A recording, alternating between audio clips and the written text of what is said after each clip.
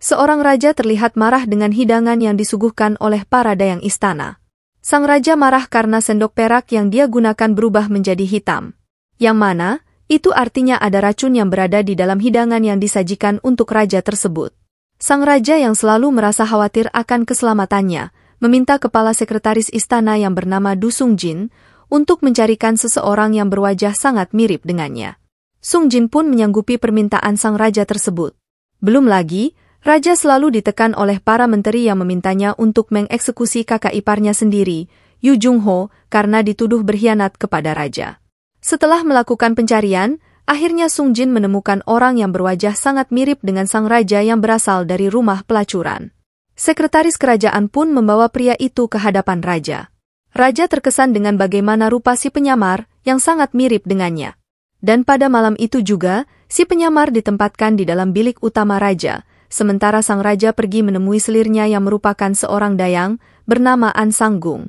Si penyamar ditugaskan untuk berada di bilik utama raja selama 3 kali dalam seminggu. Si penyamar tiba-tiba dijemput untuk datang ke istana, meskipun itu bukan jadwalnya datang ke tempat itu. Hal itu dikarenakan, sang raja tidak sadarkan diri karena diracun. Raja kemudian dipindahkan secara diam-diam ke sebuah desa terpencil. Sementara si penyamar bertugas menjadi sang raja untuk sementara, agar pihak istana tidak ada yang curiga. Sungjin kemudian memberitahukan si penyamar mengenai siapa-siapa saja menteri yang harus dia waspadai karena kelicikan mereka, termasuk Park Chong-su. Si penyamar sangat menikmati suasana baru saat dia menjadi raja.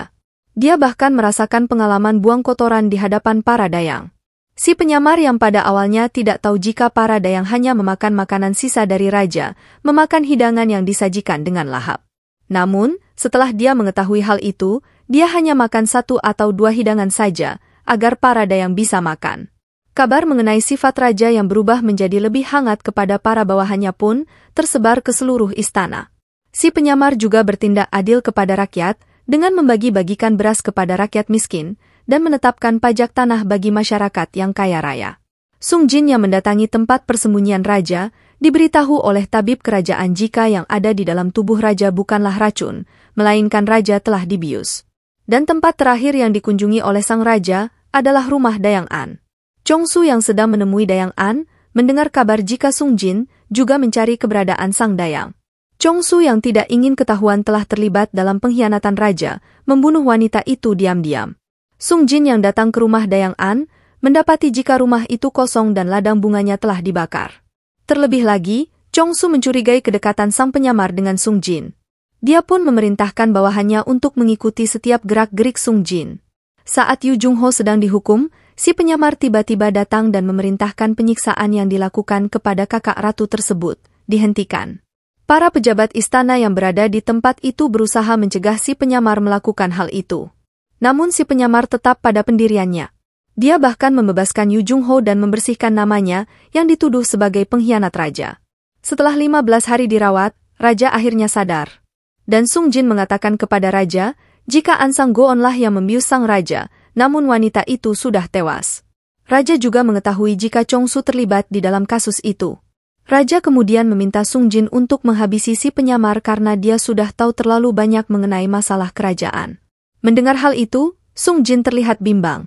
Tanpa Sungjin sadari, orang suruhan Chong-su sedari tadi berdiri di luar tempat persembunyian sang raja. Chong-su pun akhirnya mendapatkan kabar dari bawahannya jika ada 2 raja yang menduduki istana.